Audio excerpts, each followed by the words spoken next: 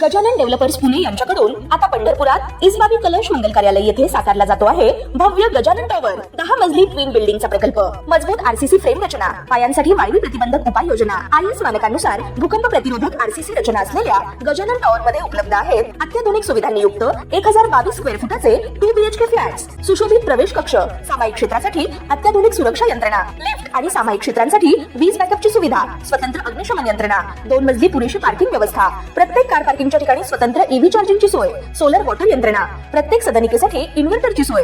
इसबाबी कलश मंगल कार्यालया शेजारी साकारल्या जात असणाऱ्या गजानन टॉवर मध्ये आजच आपला हक्काचा आणि आधुनिक सुविधांनी परिपूर्ण अलिशान फ्रीसाठी संपर्क क्रमांक 7677700025। ताज्या घडामोडी पाहण्यासाठी PVN म्हणजेच पंढरी वार्ता न्यूज या चॅनलला सबस्क्राईब करा।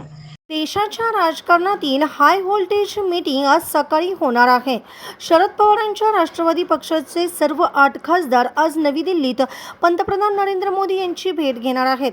खासदार सुप्रिया सुळे यांच्या नेतृत्वाखाली सकाळी 11 वाजता संसदेत ही भेट होणार आहे। राज्यातील काही भागातील गंभीर दुष्काळ परिस्थिती, शेतकऱ्यांच्या अडचणी आणि केंद्राकडून मिळणाऱ्या मदतीबाबत या भेटीत चर्चा होणार असल्याची माहिती शरद पवारांच्या राष्ट्रवादीकडून देण्यात आली आहे। दरम्यान या भेटीमध्ये राजकीय चर्चा होणार का याकडेही लक्ष लागले। या भेटीबाबत बोलताना पहा काय म्हणाले मुख्यमंत्री देवेंद्र फडणवीस। पंतप्रधान मोदीजी यांना भेटायला जात आहे, आज काय सांगा? चांगली गोष्ट आहे। पंतप्रधान हे देशाचे असतात, ते कुठल्या पक्षाचे नसतात। त्यांना भेटायला जाणं यामध्ये काही वावगं आहे असं मला वाटत नाही। मी देखील मुख्यमंत्री आहे, अनेक विरोधी पक्षाचे लोक मला भेटत असतात, त्यांची कामं सांगत असतात। त्यामुळे मला असं वाटतं की कुठल्याही वेगळ्या दृष्टीने याच्याकडे पाहण्याचं कारण नाही आहे।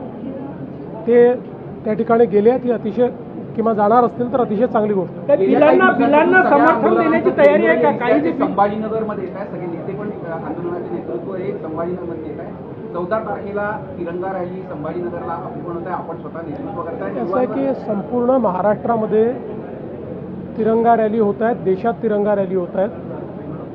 15 ऑगस्ट भारतीय स्वातंत्र्य दिन आणि काल झालेला 9 ऑगस्ट करो या मरो भारत छोडो या सप्ताहामध्ये संपूर्ण देशात आपल्या तिरंगा रॅलीच्या माध्यमातून देशप्रेमाचं वातावरण तयार झालं पाहिजे, या दृष्टीनं या रॅलीज काढलेल्या आहेत।